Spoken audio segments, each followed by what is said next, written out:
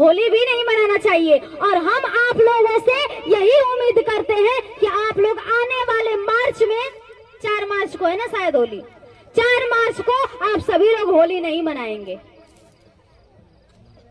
क्योंकि हम सभी लोगों को अपने इतिहास के बारे में जानना सबसे ज्यादा जरूरी है। अगर हम अपने इतिहास को नहीं जानेंगे तो अदर समाज के लोग हमको इसी तरह रोंदते रहेंगे और हम सभी लोग इसी तरह कुचलते रहेंगे।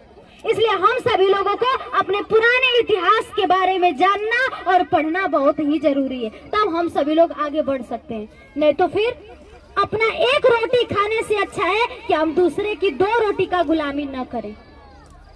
अपना आधी रोटी खाने से अच्छा है कि हम किसी के टुकड़ों पर न पले, है कि नहीं। तो होली के बारे में हम आप लोग को बता देना चाहते हैं कि हम सभी लोगों को होली नहीं मनाना है। एक राजा थे जो हमारे इस समाज के थे, राजा हिरण्यकश्यप। हमारे ही समाज के थे राजा हिरण्यकश्यप और उनकी बहन थी होलिका। उनकी बहन थी होलिका और राजा हिरण्यकश्यप के पुत्र थे प्रहलाद। उनके पुत्र थे प्रहलाद और प्रहलाद बहुत ही छोटे थे, मात्र 6-7 वर्ष के थे। 6-7 वर्ष के थे और बहुत ही अच्छे बालक थे। लेकिन जो मनवादी विचारधारा के लोग थे, प्रहलाद को हमेशा बिगाड़ते रहते थे, दारू शराब मदिरा पिलाते रहते थे ताकि इनका बच्चा बिगड़ जाए।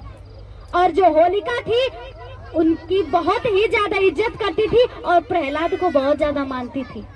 प्रहलाद को बहुत ज्यादा मानती थी और होलिका की शादी होने वाली थी। होलिका की शादी होने वाली थी और होलिका बहुत ही ज्यादा अपने भतीजे को मानती थी। उसका भतीजा गया था कहीं घूमने के लिए, कहीं खेलने के लिए और उसको बहुत ज्यादा शराब वराब पिला दिए थे लोग, मनवादी विचारधारा के लोग शराब पिला दिए थे प्रहलाद को।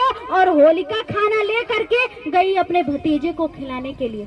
अपने भाभी से कहती है कि भाभी मेरी शादी हो जाएगी, मैं तो कल चली जाऊंगी, लेकिन मैं अपने भतीजे से बहुत प्यार करती हूँ, कम से कम खाना दे दीजिए, मैं उसको खिला दूं, अपने हाथों से 2 कवर खिला दूं, कल तो मैं चली जाऊंगी। होलिका खाना ले करके जाती है और वहीं पे कुछ लोग रहते हैं और उनसे पूछती है कि प्रहलाद को कहीं देखे हैं आप। वो लोग कहते हैं कि बस कुछ ही दूर पर चले जाइए, वहीं पे मिलेंगे। वो होलिका जाती है खाना ले करके, लेकिन वहां पे प्रहलाद नहीं रहते हैं। फिर वहीं पे कुछ दूर पूछती है कि आपने कहीं प्रहलाद को देखा है। वो कहते हैं कि आप कुछ दूर चले जाइए, वहीं पे प्रहलाद आपको मिलेंगे। और होलिका जाती है और वहां पे बस जंगल झाड़ी रहता है और वही मनवादी विचारधारा